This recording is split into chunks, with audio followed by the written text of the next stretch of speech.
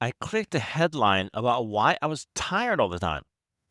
It took me through 3 pages, two pop ups, and a slideshow of stock photos. The answer was simple: sleep more. I wasn't angry because the answer was wrong. I was angry because the headline made me spend time before telling me what I was buying. I'm Carl Kim. Welcome to Interconnected. Clickbait looks like a small problem, a bad headline, a wasted minute, something you can avoid if you pay closer attention. But what if that minute isn't incidental? What if it's the product? I talked with a woman I'll call Maya. She's a composite built from several real conversations. Everything she describes happened to someone. She told me, I don't think I'm gullible. I think the whole internet is asking me to be suspicious all the time. And that gets us to the question: if clickbait is free, why does it feel like we're paying so much for it? Let's start the investigation. Most of us think we understand clickbait. It's the headline that promises too much, the headline that withholds the obvious detail, the headline that says, you won't believe what happened next, and makes you believe it immediately. We think of clickbait as a quality problem: cheap writing, low standards, a little manipulation from publishers desperate for attention. And the solution seems obvious: pay attention, learn the signs, don't click. That explanation feels reasonable because clickbait usually arrives as an individual annoyance. You see the headline, you make a decision, you click or you don't. If you click, you lose some time. The publisher gets traffic, then the moment is over. But the cost is almost invisible. You don't receive a bill for your attention. Nobody tells you that the article costs you 30 seconds.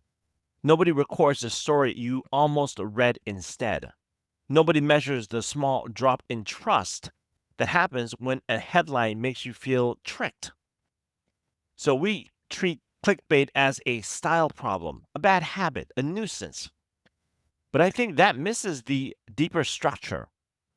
The click isn't simply a response to the system, it's what the system is built to produce.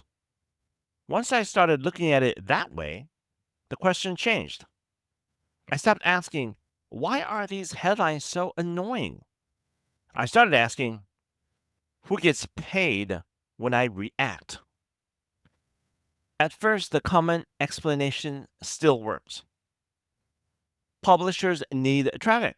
Traffic creates advertising opportunities, so publishers write headlines that attract traffic. That's not a conspiracy, it's just business. If two headlines describe the same story, the more compelling one will usually get that attention. A headline that gives away everything may be accurate, it may also be ignored. A headline that leaves some mystery can draw a reader in. Curiosity itself is not a bad thing. Not every compelling headline is clickbait. A good headline can create interest without deceiving you. The problem begins when the headline asks for your attention under false pretenses. It promises a revelation and gives you an ordinary fact. It creates urgency where none exists. It hides the information you need to decide whether the story is even worth your time. It turns curiosity into a small emergency. And when that works, the publisher learns something. Not whether the story helped you, not whether you trusted the outlet afterward, not whether you came back tomorrow. The system learned that you clicked. That number appears immediately. Trust takes longer. So does disappointment. So does fatigue. This is where Maya comes in. She started noticing the same pattern in her own life. She would see a headline while waiting for coffee, standing in line, or sitting in the car before picking up her kid. She'd click because the story seemed useful. Then she'd realize the article was mostly filler, a slideshow, a video that didn't need to be a video, a photograph stretched across 6 pages. She knew what was happening. That was the part that bothered her. She wasn't being fooled. She was participating in a pattern she could see. She told me, I keep thinking I'll be more careful next time. Then she laughed, not because it was funny, because she knew exactly what would happen next time. She'd click again. My first reaction was to tell her the obvious thing. Slow down. Check the source. Read past the headline. But even as I thought that, it felt inadequate. That advice turns a market problem into a character problem. It places the burden on the reader to defend every second of attention, as though attention has no value until the reader protects it. But attention alone has value. We know this because entire industries are built around capturing it. The strange part is that we still measure the internet as if people's time were almost free. A team of Stanford researchers tried to account for the value of online services in a different way. They asked, what free internet services are worth when you count the time people spend using them? From the period of 2002 to 2011, they estimated that the average annual welfare gain from the internet in the United States was about $38 billion when time was counted properly. When time was ignored, the estimate fell to about $2.7 billion. So let's be careful here. That study was not about clickbait. It does not tell us that clickbait costs $35 billion. What it shows is more basic. The apparent value of the internet changes dramatically depending on whether we treat people's time as real. When we count the service but ignore the time, the internet looks almost free. When we count the time, the picture changes dramatically. So when we call clickbait free, we mean free at the point of clicking. The cost is still there. It costs the reader through wasted time, distraction, and the mental effort required to recover from being led. I know it's happened to me. That is the first crack.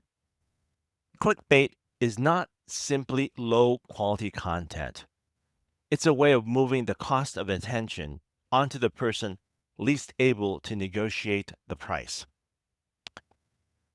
The next fracture is stranger. You might assume a misleading headline works mainly by persuading you. It tells you something in a dramatic way, and you believe it. You become more emotional. You remember the wrong thing. That story makes intuitive sense, but the research is less tidy. One Princeton study examined the effects of clickbait headlines experimentally. People were randomly exposed to different headline styles. The researchers did not find clear evidence that clickbait increases affective polarization. They also did not find that it reduced trust in media or improved information retention. Wow, that stopped me. I expected a cleaner story. I expected clickbait to manipulate people directly. Instead, the evidence suggested something more subtle. Clickbait may not be especially good at changing your mind after you read the story. It may be better at deciding which story you read in the first place. That distinction matters. A headline doesn't need to persuade you if it can choose your next piece of information. It doesn't need to change your opinion. It only needs to win the next 2 seconds. The headline becomes a sorting mechanism. It helps determine what enters your mental world and what disappears before you notice it. We usually ask whether a story changed someone's beliefs. We don't always ask which stories people never saw, which arguments never received attention. which outlets were rewarded for being careful, which ones were rewarded for making everything sound urgent. This is where I spoke with Elena.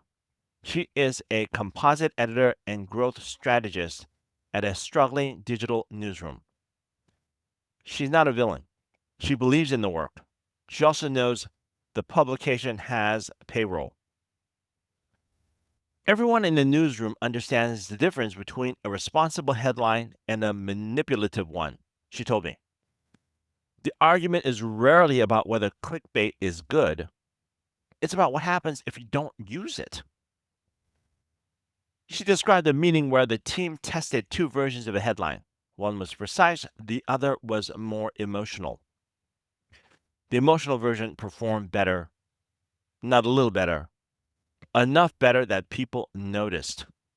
And once people notice, the experiment becomes a lesson.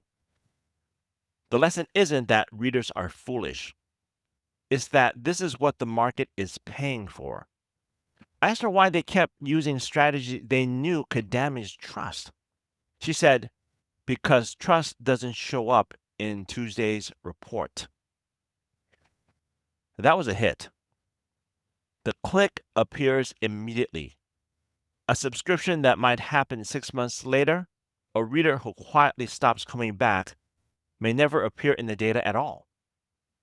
A story can produce excellent numbers while making a publication less credible. The short-term metric rises, the long-term relationship weakens. Elena put it more bluntly. If I write the restrained headline and the publication next to me writes the exciting one, their story gets the click. Mine gets ignored. I can be morally right and still lose. That is not a defense of clickbait. It's an explanation for why individual restraint has trouble surviving inside the system.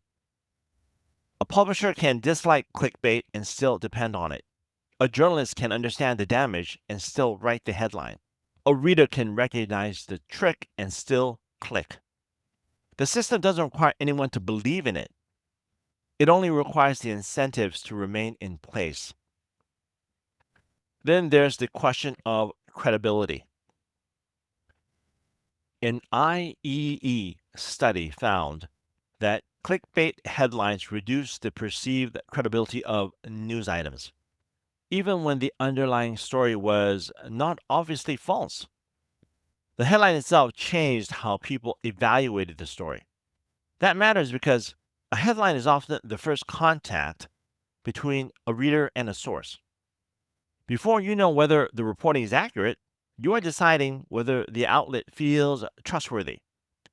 A manipulative headline can make the entire story feel less reliable. So the publisher may get the initial click, while the reader leaves with less confidence in the publication. The system rewards the first reaction and undercounts the later cost. That is the second crack. But it leaves us with a new question. If publishers understand the problem and readers recognize the pattern, why doesn't the system simply correct itself? Why don't the platforms that distribute these headlines identify the worst examples and push them out of view? That led me to Malik. Malik is a composite based on people who work around audience measurement and platform distribution. I went into the conversation assuming the problem was mostly measurement. Platforms can count clicks, they can count shares, they can count how long someone stays on a page. Maybe they just need better numbers. Malik pushed back on that. He said the harder problem comes earlier. Before you can measure whether a headline is valuable, you have to decide what kind of headline it is. And that boundary is not clean. A headline that withholds information may be manipulative. It may also be a reasonable way to create curiosity. A headline that uses emotion may be exploiting the reader. It may also be describing something genuinely emotional. A headline can be technically accurate and still leave you with the wrong impression. That is the problem. The platform is not simply asking whether the words are true. It is trying to judge what the headline is doing. What does it promise? What does it leave out? What does it make the reader expect? Does the article deliver what the headline led the reader to believe?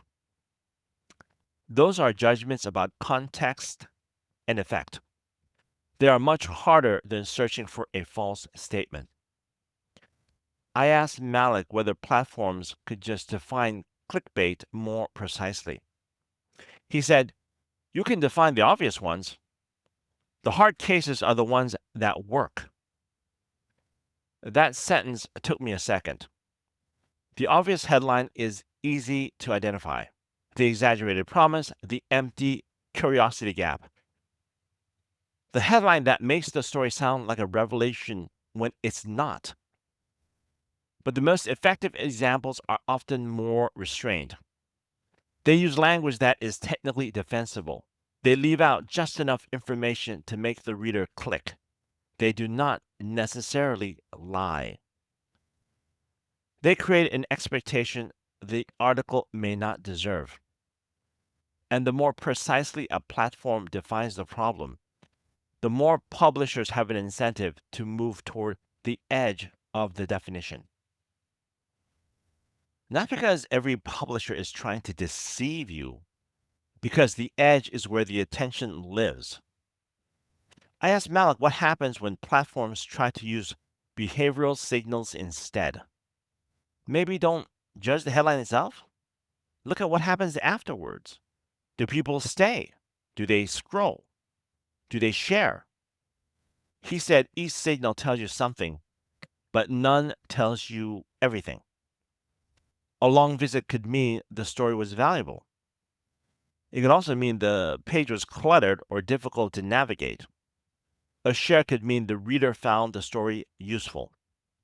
It could mean the headline made them angry. A return visit could indicate trust. It could also mean the source has become a habit. The signal is real, the interpretation is not. This is different from Elena's problem.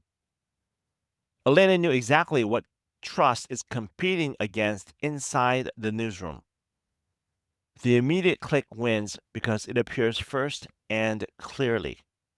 Malik's problem is that even when the platform wants to reward something better, it may not know what the better thing looks like at the moment of distribution.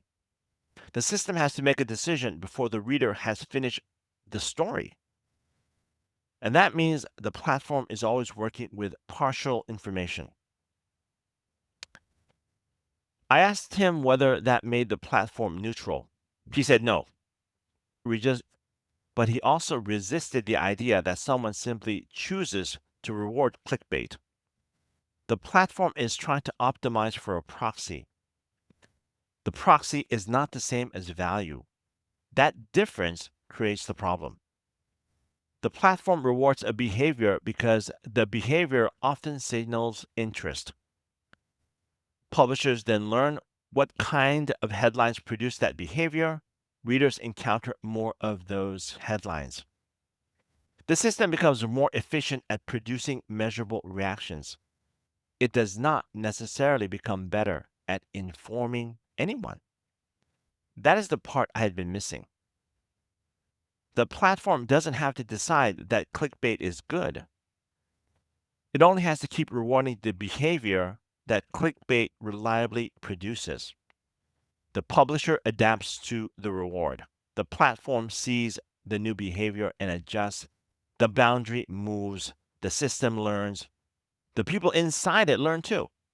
This is where the pattern emerges. Clickbait is not just a bad headline that survives because publishers are careless. It is a moving target inside a system that rewards whatever can be measured quickly. The obvious tricks may disappear. The underlying incentive remains. And the content changes shape around it. That helps explain why clickbait can exist in serious outlets on major platforms and inside organizations that understand the damage.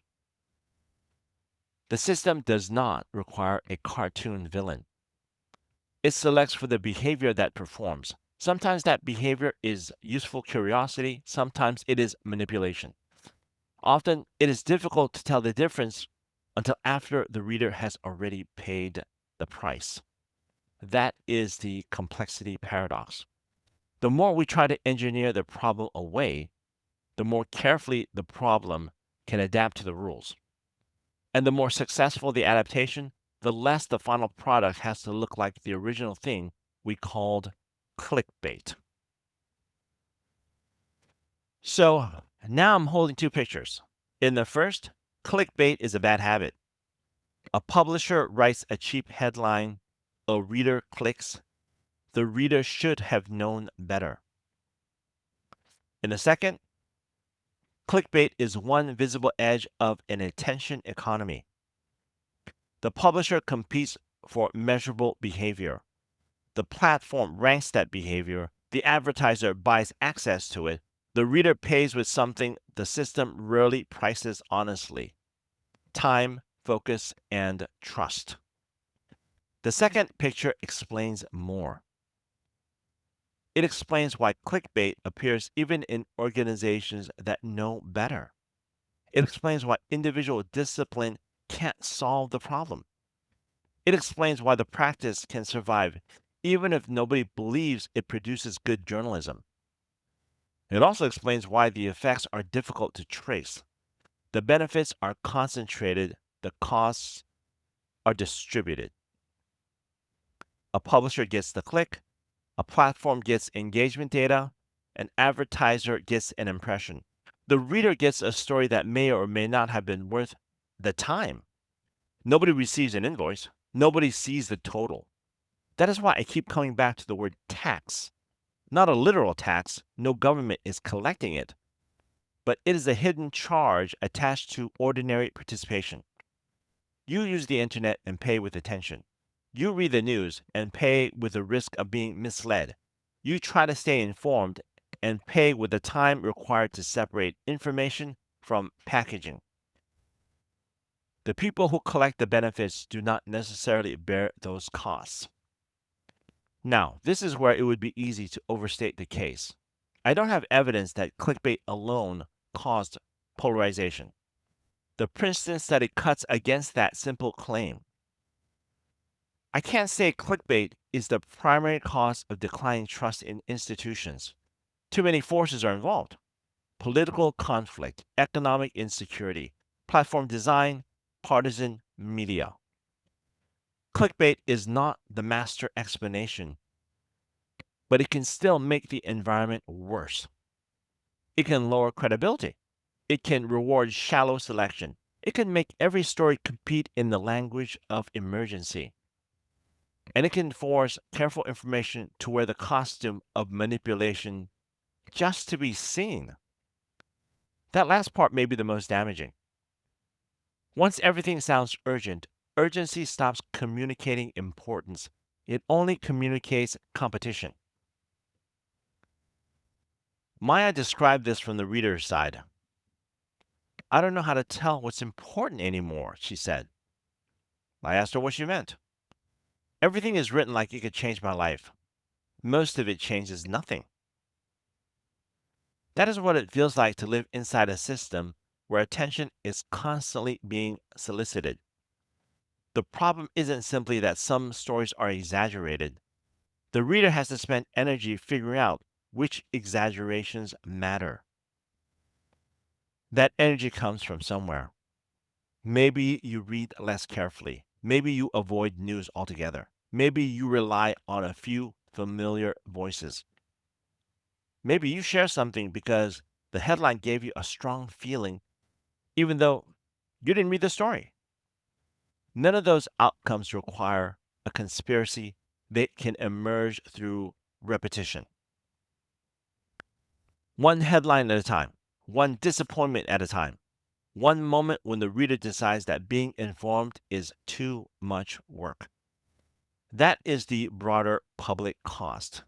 Not necessarily that everyone believes the wrong thing, that people gradually lose the patience or trust required to figure out what is true. I want to be clear that this is an inference from the pattern, not a single experiment proving that clickbait produces a civic collapse. But the inference matters because the system is built around outcomes that are easy to measure: the click, the share, the impression, the return visit. The outcomes that matter to a functioning information environment are slower: understanding, trust, context, the willingness to come back tomorrow. Those are harder to put on a dashboard, so they lose the competition. Elena told me her newsroom talked about trust. They talked about reputation and the importance of being a source readers could rely on. But when the budget got tight, the dashboard became more persuasive than the principle. She said, "Everybody agrees trust matters. We just don't agree on when it matters." That might be the cleanest description of the whole system. Trust matters eventually, clicks matter now. And now keeps winning. So, what changes if we take this seriously? Well, the first change is personal. Not because individuals are responsible for fixing the market. You cannot out-discipline an entire incentive system. But you can change the questions you ask when you see a headline. The old question is, do I want to click? A better question is, what is this headline asking me to give up before I know what I'm getting? That doesn't mean refusing every headline that makes you curious. Curiosity is not the enemy. It means noticing the exchange. Is the headline giving me enough information to decide? Is it making a real promise? Does the article deliver on that promise? Is this source earning my attention or just winning it? Those questions won't change the market by themselves. They can make the transaction visible. The second change is institutional. If publishers want to preserve trust, they need to measure more than immediate response: return readership, subscription conversion, reader satisfaction, correction rates, whether people recommend the publication, whether they even come back after the story is over. None of these measures are perfect. Any metric can become another target for manipulation. But if the only number that matters is the first click, the system will keep producing first click behavior. Platforms face the same problem. Suppressing obvious deception is useful, but it is not enough. The hardest challenge is separating meaningful engagement from reflexive engagement while the system is still making its first decision. A person can spend 5 minutes on a story because it was valuable. They can spend 5 minutes because the website trapped them inside a slideshow. The metric may see the same thing. The reader does not experience it the same way. And then there is the policy question. Should attention be regulated? Should platforms disclose more about recommendation systems? Should misleading headlines be treated as a form of consumer deception? Should digital advertising be less dependent on raw clicks? I don't know. The research has not settled that. Any intervention could create new problems. More regulation could burden small publishers. More friction could make useful information harder to discover. A better metric could become another target for manipulation. The system is adaptive. It responds to whatever we measure. That is the part I still find difficult. I can see the hidden charge. I can see why it exists. I can see why individual discipline is not enough. But I don't know what a fair price for attention looks like. Maybe that is the honest conclusion. The investigation does not end with a perfect solution. It changes the question. We stop asking why readers are so gullible. We start asking why ordinary curiosity has become such a profitable weakness.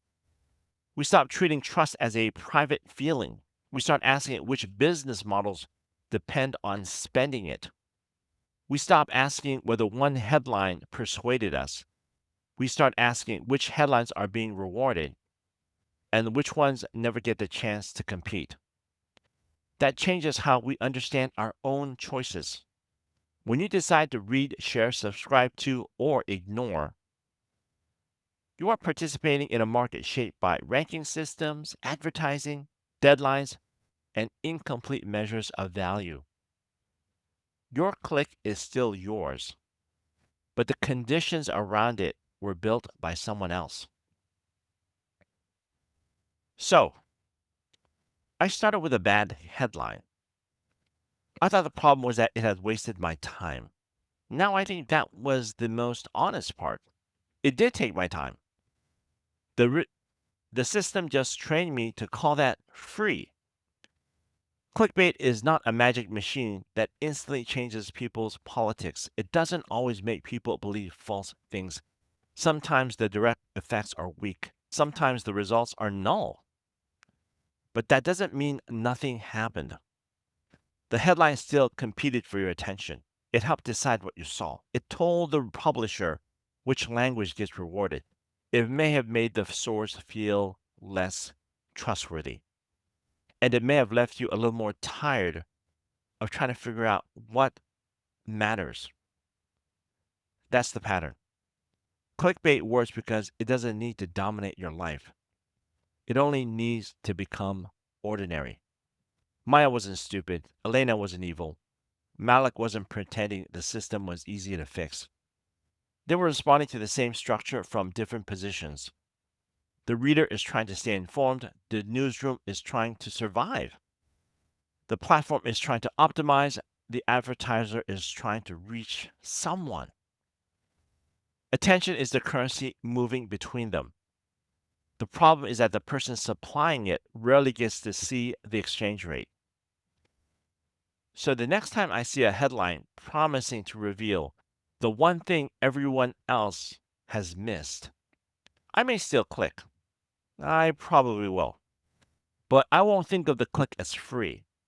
And I won't ask only whether the headline fooled me. I'll ask who benefited from making me curious. Because sometimes the thing that looks like a bad headline is really a receipt, a record of what the system charged me and what it never bothered to mention. But that question leads to somewhere even larger. Because once you see the hidden price of a single click, you start wondering what happens when the same systems that learn to capture your attention begin learning which version of you is most likely to stay engaged, which emotions keep you scrolling, which divisions feel most urgent. The next question isn't about what you click. It's about whether the systems delivering those headlines are merely reflecting the divisions we already have or actively deepening them. And what that means for a democracy that depends on people who still trust each other enough to disagree. I'm Carl Kim. This is Interconnected. See you next time.